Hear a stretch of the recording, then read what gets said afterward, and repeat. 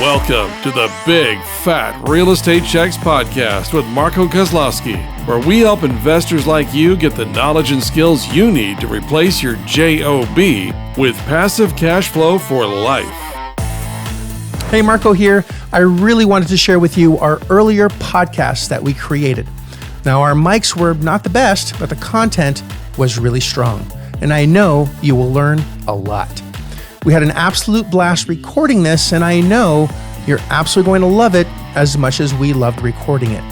This extremely content-rich information will not only give you the edge in your real estate investing business, but in everyday life. Enjoy.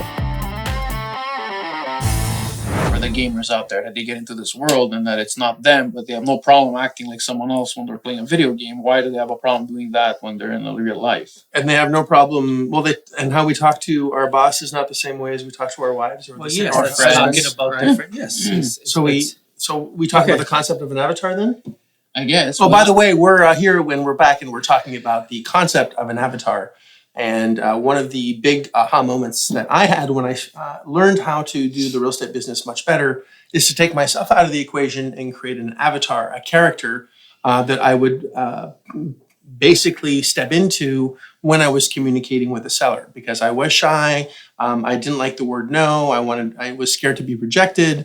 And I was thinking of all the things, all my subconscious was thinking of, you're going to fail. You're not going to do well. They're going to ask you something that you don't know. And that's why maybe you should go watch TV for 4 hours and just avoid doing this, because it's much more comfortable being on the couch than it is to be told no by someone that you don't know. But if I stayed on the couch, guess what? No real estate acquisitions, and I'd stay broke for the rest of my life. And I'd be with a spouse that would still be caca, we need more money, caca, go take the kids to school, caca, go do this, caca, go do that. And I didn't want to be ran by the caca program anymore. I wanted to be run by, which is, by the way, a caca program, into a program that was much more better, or more better. Fulfilling. Well, and financially, much more rewarding as well. So there's so many things that we could discuss, but I think what we're going to discuss today is really avatars, or how to step into a character, or posturing maybe. Yeah, posturing. Because there's so many things that go with this that we can go into posture. What posture should you be taking?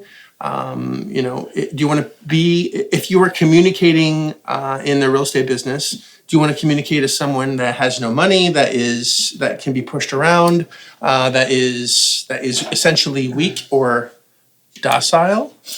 Or do we want to get into a place of strength where I can close, where I do have the money, where I'm able to help you, if I don't have the answers, I'll find out. Which is a better posturing position to play from? And I use my words very carefully here, to play from, not to work from. So whenever I'm going to work, I'm actually going to play. If I do a call, and I highly recommend that you attend our seller call programs, which are every Tuesdays, 9 p.m. Eastern, and you can hear live me communicate, or Frank communicate, and maybe one day Gabe communicate with a seller. And what we say and why we say it and the order we say things in, it's most helpful. You're going to get a lot out of that. So let's talk about, posture Well, avatars. I just want to go back. So avatar, everyone had one, even when you're kids. I remember when I was a kid, you would play you're the gladiator, or you're the hockey player or whatever. So as kids, you were put in that position where you had different characters, or different, like in front of a teacher, yes, you would be yes man, this and that. And then in front of your friends, you're like, hey, joke around. Then in front of your parents, again, you'll watch in case your dad whips out the belt. Is that what he's whipping out? If he's doing that move with anything else as your belt, I would run either direction. My dad never no matter what's going on over there. Sorry, my dad never hit us that I remember. He would just take us a little too soon. But as a kid, you had avatars. You were placed into you put yourself in a different role, whether you were playing as a hockey player, or as a gladiator, or whatever it was, a race car driver. When you're in the shopping carts, or I think you're Andretti or something like that. But as we grow up, we do have avatars. People just don't recognize. Well, not recognize. People are Realize. not conscious about it. Actually. Yeah, that's it. Because when you go to parent-teacher interview, you have that little bit of professionalism with the parents' concern. When you're talking to your kids, the same thing. You're gonna do that. But when you're talking to a colleague or whatever, is different. When you're talking to a business associate, is different, and no different when you're talking like in real estate. I know when I first started, we were dealing with much smaller properties, and predominantly you were talking to the owner. Yeah. And talking to an owner versus talking to an agent, totally different ball game. An owner is more emotional. They're more emotional on their property, on their thing. They can't comprehend certain things like, how's this guy buying my property without even seeing it first? There's certain objections, so you got to come down to their level. So that's one avatar, is talking to the owner so they can relate to you. And the same thing goes with the broker. When you're talking to a broker, again, it's different language, it's different lingo that you'll use, that I've been using anyways. But everyone has at least maybe 5 avatars. Yeah, but Or more. I think the key is that everyone has avatars with people they know. How many people have avatars with people they don't know? Other than maybe the gamers, right? A lot of the gamers these days, first thing you do when you get in is they tell you to create your character. And you probably created your character, and I know from playing certain games, especially the sports games, a lot of people are they like to act tough because they're behind the mic, and they say, but that's their avatar. They want to be assholes. They want to, and that's okay. That's part of the I guess the fun part of being in the gaming world. But would they act the same way if it was a street hockey game or a street football or whatever the case may be? So everybody has avatars, but I think for the most part, I don't know, you guys can disagree or agree with this, but the avatars are with people, like you said, your teachers, your parents, your friends. You have a different character around each and every one of these people. And you even have an avatar for when you meet new people to a certain extent. Are you shy? Are you not shy? What are you saying? What are you not saying?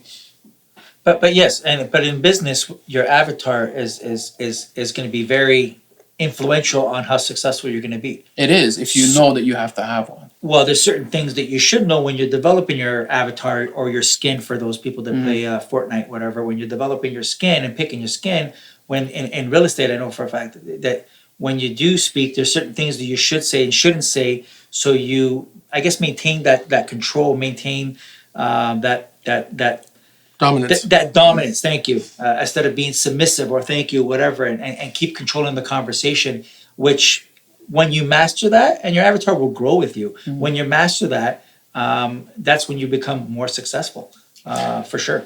Yep. At first, I thought I had to first be a millionaire in order to act like a millionaire, which means I had to act. So think about that. That might mean that you have to, if you act broke, you're going to stay broke. Mm-hmm.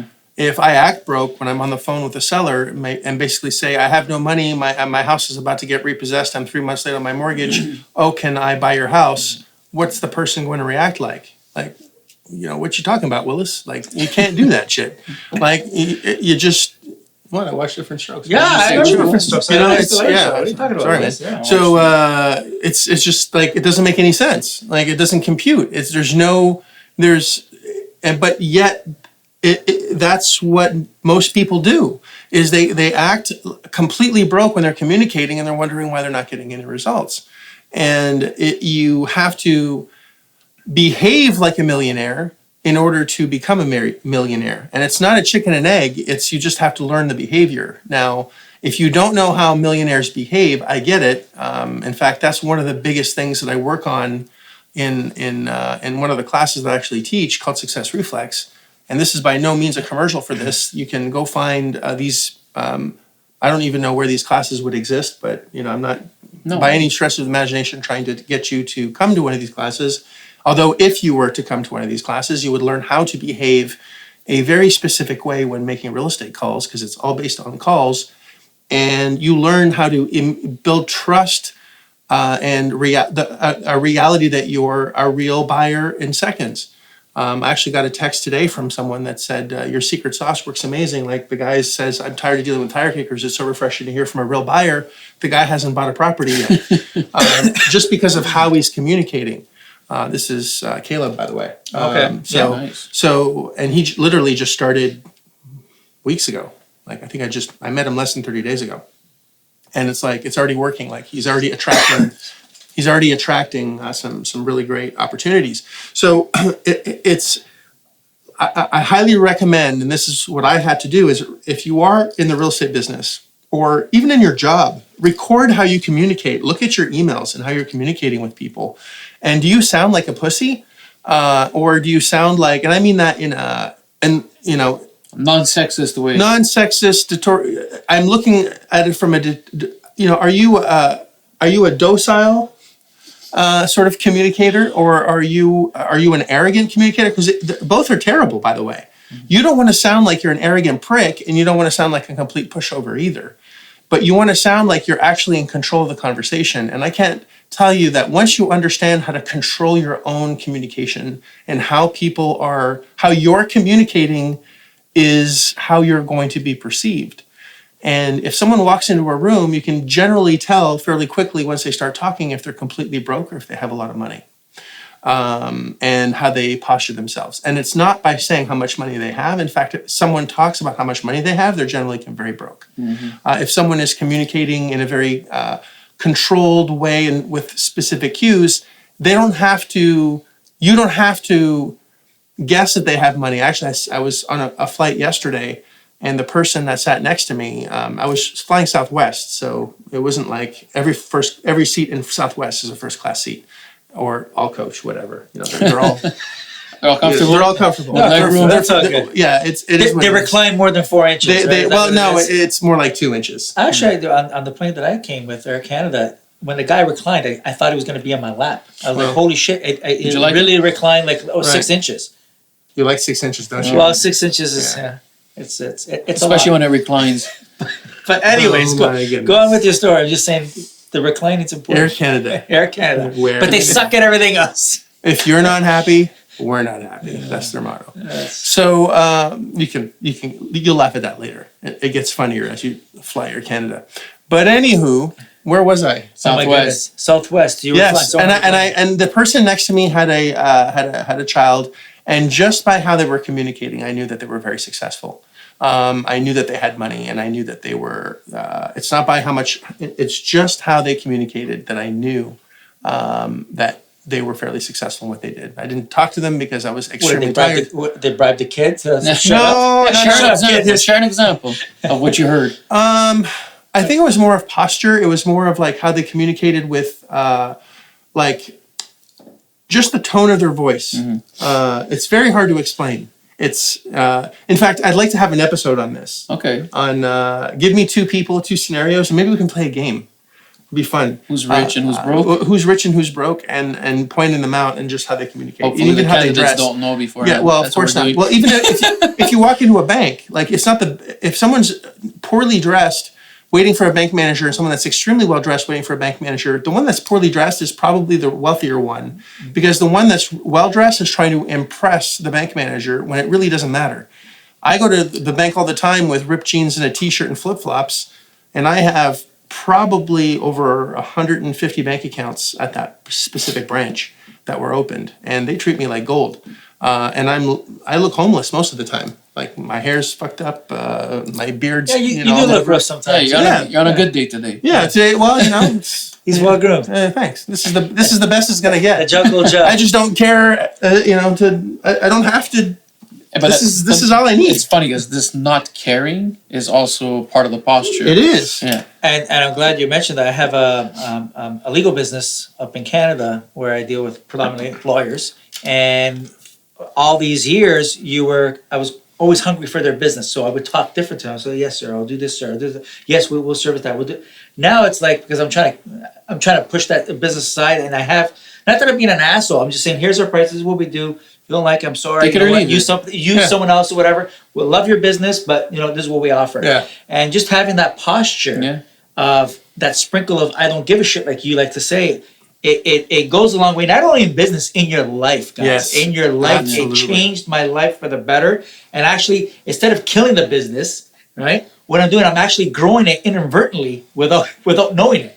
Only because, you sound like you're someone of authority, someone that I've been in business for a lot of years, but before I was more like, please give me your business, I'll earn your business. So like, we've been doing this for 20 years. This is our fees. This is our service areas. This is what we can offer. Love your business, but if you don't think that's right, then that's fine. It's called not selling. Yeah, not selling.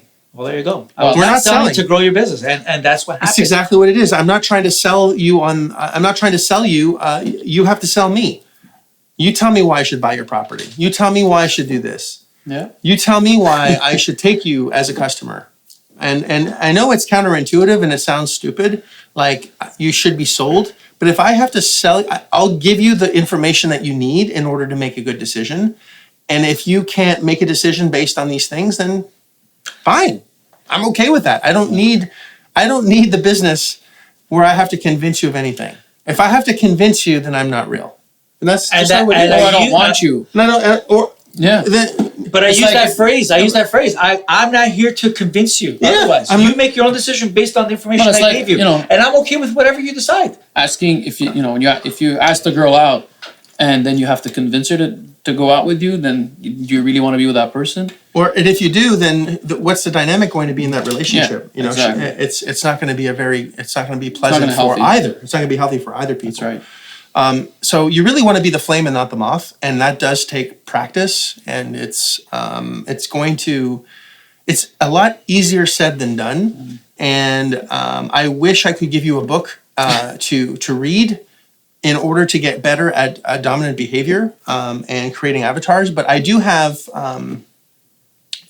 sort of an example. Jordan Peterson, who is a Canadian, I guess, philosopher. He's a philosophizer. He's written, I think he is a professor at Guelph University, and he has tons of material on this stuff. But he has one that's about lobsters and lobster dominance.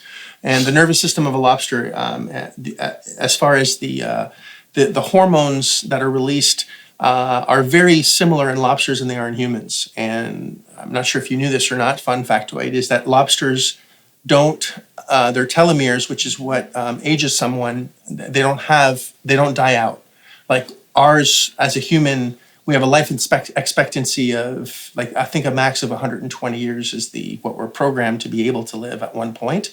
I don't know how many people actually live to 120. Not many. But it's kind of what we're kind of supposed to be at. I think the average now is 80 years, or 80, it's getting older and older, but it's younger for men than women. Yes, it's because we want to die. We're tired of hearing caca, caca. So we decide to die sooner.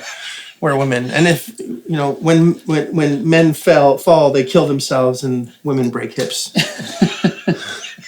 So men are better at dying when they fall. But let's get back to lobsters. So if there was no predators and they could last forever. Like you could have a lobster that is 900 years old or 1,000 years old. They just don't die and they keep growing. Fun factoid. But in the lobster community, if we could call it that, in the lobster world, there's always fights for dominance, or lobster fights. And there are winners and losers in every lobster fight. And as a lobster wins, they get more of a specific hormone. And as they lose, they get less of that hormone. And they keep going through this cycle. Now, they took a lobster that has always lost and basically is now a docile lobster that really doesn't fight anymore. It's lost its mojo. It's basically no longer it's lost its will to fight, essentially, and it's just going to follow the herd. And it had fought at one point, it just doesn't fight. It's the docilest lobster they could find. And then there's the alpha lobster that is always the winner, that is leading the lobster community. Well, they injected this loser lobster with the hormone that is created as the dominant lobster, and it instantly became, even though it had lost every fight it was ever in, all the lobsters could see how it behaved, and that it was instantly a dominant lobster. So it's very, very interesting that that dominance is a pattern of behaviors more than it is the actual fighting of. In fact, it was not even wanting to be challenged because it dominated so much.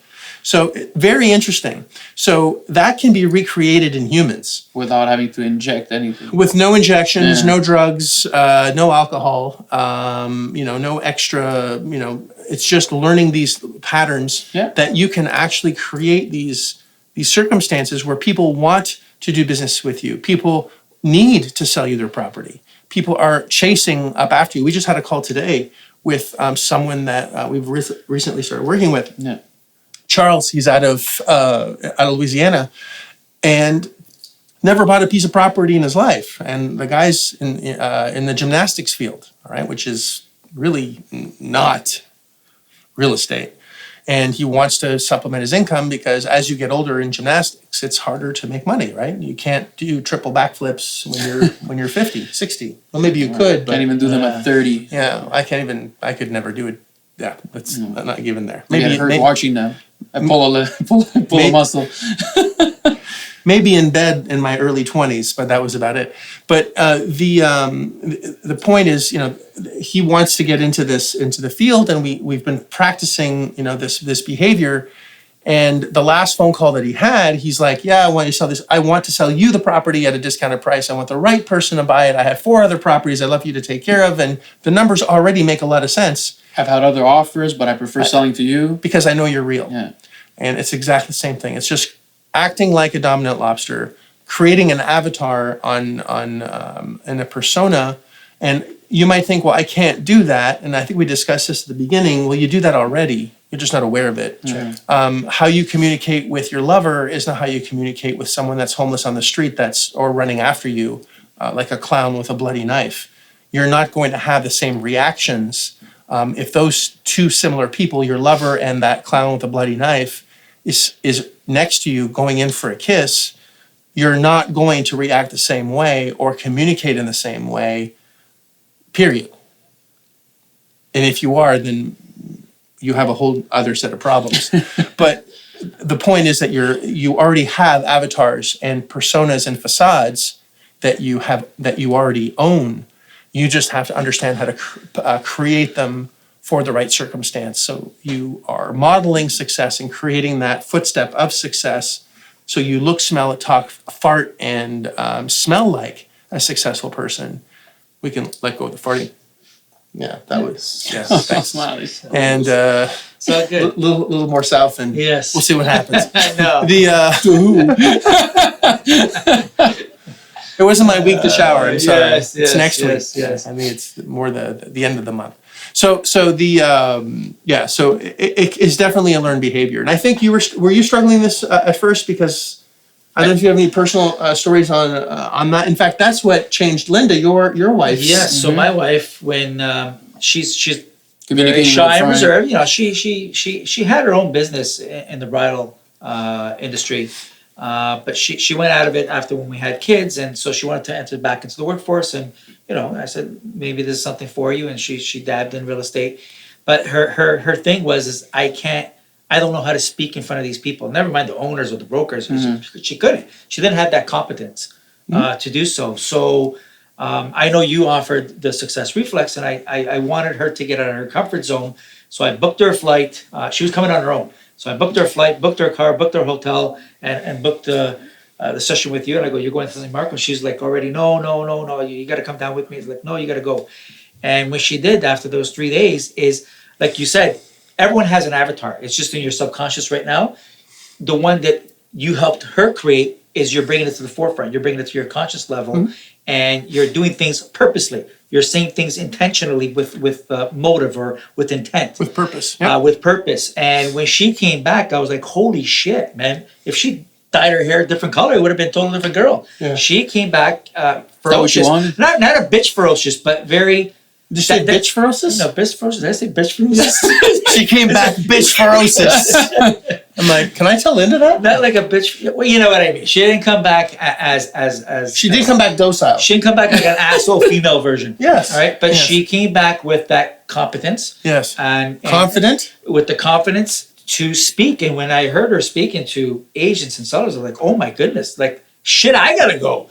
But it's because you brought it to the forefront. So she obviously you have to practice on it, and that's what she did. And you gotta practice on fears. It. And you mold your avatar, and your avatar can change. It'll change. Evolve. Absolutely. So she takes after now. She mimics others. So she looks at people that she's influenced by that are very successful, whatever, and she goes, I want to be like her. I want to be like her. So she instills some of those characters or those traits into her own avatar. If I can time out for a second, didn't we do that? Didn't we do that as a kid? Like all the time. Everything that we are doing, behaviors, beliefs are all there. Not when we're a baby, we know nothing. That's right. Our parents gave us our behaviors, our belief systems. If Our my parents had teachers. told me that, I came from Mars and that there was going to be a big rocket ship that's going to pick me up when I was 92 years old, and I had to, touch the ground every 20 seconds in order for that to happen. If I didn't, then I was going to get struck down by a bolt of lightning. That's When what I you least believe. expected, that's what I would believe, Yeah. right? That's a. Where'd you come up with that shit? You just. Just made it up. You read Yes. your book, man. Yeah. You're right. But all I'm saying is that Yeah. that these are belief systems that we have created. So I'm trying to speak as a devil's advocate to someone that's listening to this or watching this, and going, well, I can't, mimic someone. That's not who I am. Well, you are a product of the decisions that you've made based on the knowledge that you have. If you were like in the Matrix, as soon as you get the reality of what something is, you change, your beliefs can change, your mindset can change. In fact, if you think of what you believed in your 20s, it's totally different than in your 30s, and in your 40s, it even changes. And now as I'm approaching my 50s, I have a totally different mindset too on how I even conduct my business, what my needs are, what, I in my 20s, I wanted as much cash as possible so I could flash it around, and I wanted to have the fastest car. And it was all about material things. And I don't really care about material things. If I cared, I wouldn't, I'm a very simple person. And I wasn't always, but that's what my needs are now, and my belief systems around that. Same thing with you, I think. Yeah. And again, so as a devil's advocate, anyone can learn how to mimic someone else. Sorry, go ahead. Back to Linda. No, Back to you, Bob. So with Linda, again, she was struggling. She didn't know what to say. She got stuck. She was that shy, struck person. But when she did come back, she developed her avatar. She grew her avatar. Her avatar was she loved it. Like when she was calling, because that confidence, actually, even just speaking, when you speak with confidence in you, it's even though they don't see you. So she's on the phone. Get this. So she's not in front of the person or in front of the agent or the seller. So she's portraying it through her voice. And believe it or not, that vocal frequency or whatever of that confidence actually portrayed through the phone. 100%. And they Yes. believed it. They're like, holy shit, this girl's the real deal. She knows what she wants, and she wants to get it. And if it's right, then she'll buy my property. Let me start selling this shit But to her. what was stopping her before she came here? What was the blockage for her? Was it just fear of not being able to do it? Was it because I feel like, I'm dealing with different people. I see a lot of fear because I see a lot of people, well, I want to do this, but what if this happens? What if that happens? And what if they say no? You know what it was? It's a combination of your avatar and your overcoming objections. Yeah. So master salespeople, what they do is they list all the possible objections that their potential client would say or come up with. And if you know how to address each obstacle, then you'll be very successful. And that's what it was. It was a combination of both. Yeah. Number one, how to communicate that obstacle when it does come up, and knowing what to say when that obstacle comes up. So if mastering the two or marrying the two, that's a recipe for a very good Real thing. success. Yeah. So she was a different girl after that, for sure, for the better. No doubt. That's good. It makes me happy. Now you have a story of your own, I think, with Correct. your daughter. Yeah, with my daughter. It's actually about empowering someone else through just, dealing with what you just said, objections. So they had objections. So here's the background stories. My daughter is 9. She'll be 10 soon. She's a figure skater. And she's decided to write a book about her experiences as a figure skater. So in writing her book, there's at the beginning of the book, there's a foreword, and that's usually signed by someone who has some sort of credibility so that it gives the book a lot more weight. So I said, okay, well, Emma, who would you like to sign your foreword? And she said, well, I'd like Caitlin Osmond to sign the foreword. So for those of you who don't know who that is, Caitlin Osmond was she was a Canadian figure skater. She's now retired, although she's I think only 24. She was an Olympic gold medalist in the team event. She was a bronze medalist in the singles event. So someone that's had a lot of success in her field and in Emma's field, which she wants to be a figure skater in the Olympics one day. That's her dream. So I said, okay, so let's get to her. So slowly working through the network, trying to find someone who knows Caitlin Osmond and ask her if she can sign the forward. Finally, she's come across this coach that works with Emma, and she knows Caitlin Osmond well enough that she can ask her if she'd be open to reading her book, 1, and 2, signing the forward. But before she got there, this coach said, she asked me, she goes, "Can I speak to you?" I said, "Sure." So I sat down with her, and she goes, "Listen, I'm going to see her next week. I'm going to see Caitlin Osmond next week, and I want to ask her. I read the book. It's pretty good. But, I'm kind of scared." I'm like, "Well, what are you scared of?" Well, she says, "Well, what if she says no?" I said, "Well, so she says no. What are you going to do about it?" I go, "If she says no, we'll just ask someone else to sign the forward." I mean, there's other Olympic skaters. There are other people in the skating community that have some weight and that can give credit. I mean, my daughter is 9 years old. Pretty much anybody who's had somewhat of a career in figure skating has more credibility than her in the sport, right? So she's like, "Okay, well, you know what? What if she says yes, but she wants some money?" I said, "Well, I would ask her if, tell her that you're going to ask Emma how much she's got saved up in that piggy bank that she can break, and maybe she can give her like, $9.12. Yeah, life savings in the piggy bank." And so she smiled and she looked at me and she's like, "Well," I'm like, "Yeah, it's that simple. I mean, what's she going to say? I mean, she'll say, yes, I'll take the $9, or she'll say, oh, fuck, you know what? I'm an idiot. I can't believe I'm asking a 9-year-old for money." So it's this is posturing. This is basically the I don't give a shit attitude, where if it's not going to be you, it's going to be someone else. I'm not going to convince you or sell you to do anything. I'm going to propose you. I'm going to offer you, make you an offer. And then if you want it, you can take it. If you don't, that's fine. We'll go see the next person in line. That's called being married to the process and not the result. Agreed. Yeah. And just as a fast forward, she's asked, and Caitlin Osmond said yes, so she'll be signing the forward. And she did not ask for any money. And Emma's making more money now because I convinced he's going to give more allowance to Emma. I don't know. She doesn't know allowance. Effective today. No. That's just breaking news. No, but she's going to use the book to generate her own income. That's up to her. We're happy for her. That's a big we achievement, especially for 9 years old. Writing a book, having a forward by a figure skater that's known in, at least in Canada. It's pretty cool. I'm kind of jealous. It's jealousy is a bad thing. Yeah. So we talked about that in a different podcast. That's a negative person. It is a negative person. She's gonna be naming Daddy. That's right. She's gonna cut me out. It's She's okay. gonna cut you out. As long as she's better than me, that's Well, that's good. Kudos to her. Kudos to her. And again, so if a 9-year-old has that sprinkle of I don't give a shit, and that great that you're teaching her that now at that such an early age, like you're saying, your beliefs are taught by your parents. Yes. Right. But hopefully that coach who went and asked, she's realized what that small bit of information can do. And it's empowering because what's the worst thing that can, I've said this before, like make a lot of offers. What's the worst that someone can say? And most people say, well, they'll say no. That's actually not the worst. The worst is they say yes. Yeah. Because if they say yes, then you have to go to the next step. And maybe you offer too much. And generally that's usually what happens. If someone says yes to your offer, you definitely offer too much. So in this business, you learn how to say no and hear no a lot, and which is really against my upbringing because I'm a pleaser by nature. Mm-hmm. I always want people to say yes to me. Yes. And it was very difficult for me to have this new learned behavior to get no from everyone. And that helps in dating, right? Because you don't necessarily you don't always want to go to the person that says yes, because then you get the sloppy seconds. Yeah, you get. You said it, not me.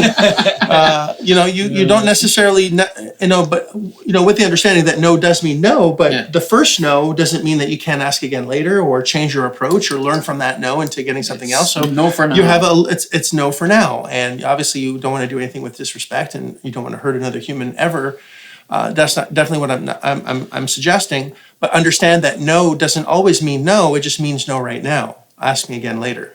And I think if more people understood this, and again, I'm saying this with the brushstroke of it in business, that no never means no. It just means no right now. And you never want to force the situation, right? You just want to be patient and be the flame and not the moth. So if they say no, you give all the reasons why it should be a yes, and then just keep presenting yourself back into the position as many times as possible until a yes is achieved. And how many times have people said no to us, and we've just waited, and they wanted to try and wait us out and sell to someone else more, and then they held on to the property, and then they came knocking back. No pressure, no diamonds. That's right. And then whatever we were offered before was actually too high, so it got even lower because we postured well. The property I'm sitting in right now, I got from a series of no's. Every property you have, mobile home park, hotels, motels. We're not allowed to buy based on a yes. I mean, it's all been surrounded by no's and posturing. So we can get back to the thread of this episode. Is understand that you have a lot more value than you know, and that you understand. And if you educate yourself and practice, because there's the education side where you have to learn, what to say and how to say it, and then practice. And if you practice and understand in which attitude you have to do something, you're going to be able to do anything. Yeah. Because we're all really given this. If you can talk, and you don't have to talk all that good. I didn't even say it right on purpose. Like, look at Frank. Horrible. Still learning. Yeah. Still learning. You don't talk English too good. Yeah. You could still do good in this business. Actually, you know what? I want to say something on that. Those that talk like that, or they even have an accent, and they do better. And don't have, or English is not their first language, they actually do better. Yes. It's true. Like it's broken up. They're missing vowels and shit all over the place, and you're barely making it on there. I don't know if this is a U.S. thing, but it seems like they take foreigners really seriously. But Canada too. I think or foreign accents. You don't think in Canada too? I don't know. I don't buy there. No, but I'm saying in Canada or anywhere, are there millionaires that come from other countries? Oh, not millionaires. Yes. Broke people come to Canada all the time. They become millionaires. And they become multimillionaires in 5 years. Yes. Just by not talking too good, not having no English, not having good education, and not having any teeth. They go at it. They go at it, and they speak Spanglish or Franglish or whatever. It's a mix of both. My dad speaks when we're talking Italian, Italianish, whatever. He mishmashes the Italian words with the English words and some words. Who knows what the hell it is? With that, and again, it's his body language as well, and it's his tone that get him the results that he's looking for. So going back to not embracing the no, but expect the no. It's okay to get the no. You want the no. You want the no, and try not to convince them otherwise. You just say, hey, okay, this is what we have. This is what I'm willing to do. If you're not okay with that, I'm okay with it. God bless. I hope you do well, and then let them come to you, like you're saying. Be the flame. Posture, and bask in the no. Yeah, for sure. And I think that wraps it up. Pretty much. Well, that's a wrap. So actually, you know what? Is there one thing that they can do to help them? Okay, so to help them become an avatar, what should they give them? What's 1 or 2 tips that they can do? Something that you've wanted to do that you're expecting a no, and just go out and do it and get the no. I'll give you an example. I know, a lot of people are scared of calling their, credit card provider and asking them to lower their interest rate. This is great. Or very good. So why don't you just call your credit card provider and ask them to lower your interest rate, or ask them to lower, what else can they, increase their limit. And because what's the worst that they can say? It's just no. But you'd probably be surprised that you might get a yes, but I mean, I don't know if you want to go over that exercise. Absolutely. It's a great exercise. I made you do this, I think, in class. I've done it as well. Yes. But I do this with everyone. Like, I call my cell phone company, ask them for everything. I ask them to be the CEO. I negotiate teeth or orthodontist for my daughter. All right. So let's do an exercise. That's a great idea. All right. Okay. So here's the exercise. And that's a great idea, by the way. I totally forgot this. So you don't have many of those, Gabe, but this is a that's good. Just make sure you don't cut Kudos out. To you. That's a great idea, Gabe. No. It is. I want you to pick one of your credit cards, any one of them. I want you to call them and ask them, what's my credit limit? And I know you know what it is. And I don't care if it's $300, just what's my credit limit? And when they give you the answer, I need you to say what, like you just found out you were adopted. All right. I want you to sound like you're so outraged It's insane that they would even give you such a low credit rate. $300. What? That's ridiculous. All right? Unacceptable. So then you're going to ask for a raise in your credit limit. And the maximum amount that you can ask for, now there's a formula here. It's very formulaic. Ask for a credit increase of 5 times whatever that limit is. So make sure you have a calculator handy. Don't try to do this in your head, because you might hurt yourself or others. And if you ask for too much, you're going to say no. If you ask for too little, if they say yes, then you've blown your shot for 6 months to even ask for another increase. So ask for 5 times whatever the amount is. So if you have a $1,000 credit limit, you're going to ask for $5,000. If you have a $1,500 credit limit, you're going to ask for $1 million. So make sure that you understand that it's 5 times the. Is that Your why you current looked at me limit. to see if I can do the math? Yes, 100%. Why is he choosing hard numbers? I knew it. I actually did it for you in case you messed up. 6,500. 75. Yeah. So thanks, accountant. So it's 5 times the current limit. Exactly right. And then if they're going to ask you why. And the answer always has to be for home improvement. Now, if you are wanting to get into the home business and improve your life, it's home improvement. All right. So understand that it's important to say the right words. Because if you say, because I want to go and buy a bigger TV, they're going to say no. If you say that you want to go buy a car, they're going to say no. It's only for home improvement. Now, I will tell you that if you do get an increase, don't spend it. It'll only improve your credit, because if you actually don't even spend $1 more, your credit score will actually improve if you do this by having a higher credit limit. All right. So 5 times the number. Then the next question is what are my yearly fees? Then you're going to do the same thing. Like you found out you were adopted. Like, what? I want no yearly fees. And then you're going to ask for the last one, which is a discounted interest rate. Mm-hmm. What's my APR? What's my interest rate? And they're going to say, this is what it is. You're going to say, what? I want that down to 0. You're going to ask for a 0% interest for the next 12 months on your current balance. So you're going to increase your limit, decrease the interest that you pay, and remove your not late fees, but your annual fees. And I guarantee dollars to donuts, that'll save you money. In fact, that call will make you money. And the worst case that happens is they do 1 of the 3, 2 of the 3, 3 of the 3, and then you do that with all your cards. But if you do it with all your cards, make sure you do it within 3 days, 3 business days, because you want to do them all at the same time. So because every time that they do this, there could be a credit pull. And if they do that, I don't want it to affect your credit, because if you do all 3 at the same time, it's going to be considered as 1 pull versus 3 pulls. So make sure that you take care of that. Actually, I just wanted to add to that with not only with 12 months reduction rate, I was managed to get 2 credit cards. One at 7.9, an MBNA card, and a Visa card down to 8.5%. That's from a 19.99, something stupid. You got from a 7.9 to 8.5? No, I have 2 cards. From a 19.99 or whatever the hell it was, or 21, I got it down to a 7.9. Yeah. And then my other card phone, so my other credit card phone says, how come you're not using our card no more? Right. Because that was my dominant card. Right. I'm like, well, shit, what's my rate? And they said $19.99. I go, why in the hell would I? Yeah. I go, I want to do a home renovation. Right? Home improvement. I want to do home improvement. And they said, okay, how much do you need? So they asked me. I didn't even have to ask them. So I go, listen, I need at least $50,000, $60,000.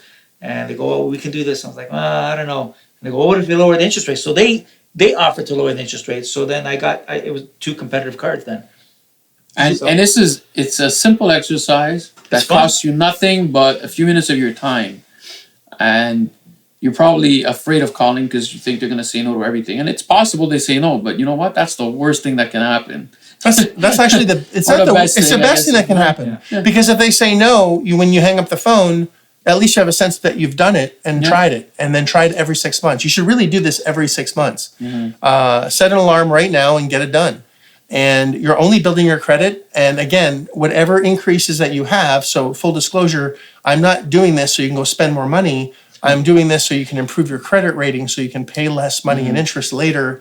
And if you have better credit, you can buy things at better rates, because people with poor credit pay higher interest rates because they're higher risks.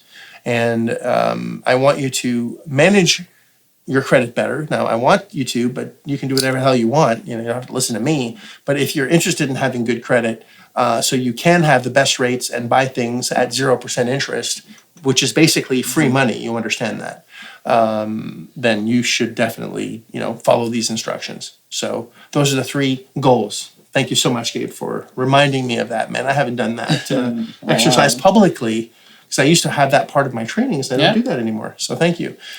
Get those 3 things done, and I think it's going to be and let us know how it goes. Send me an email. Let me know what your increases were at marco@marcokozlowski.com. Send me an email. I'd like to hear how much of a rate decrease you got, how much more credit you got on all your cards. Send me this information. I'd love to hear how well you did. Yeah, well, maybe we'll read some out Yes, on the next on podcast. future calls. Yeah. Yeah, absolutely. All right. Talk to you soon. Thanks, guys. Great call.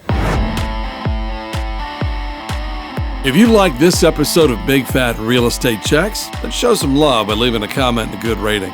Also, as a thank you for tuning in today, we've got a special free gift. The journey to passive cash flow for a life starts by finding deals, and it's easier than you think. Simply go to getdealsbytuesday.com, enter your email address, and we'll send you a free quick start course called Deals by Tuesday.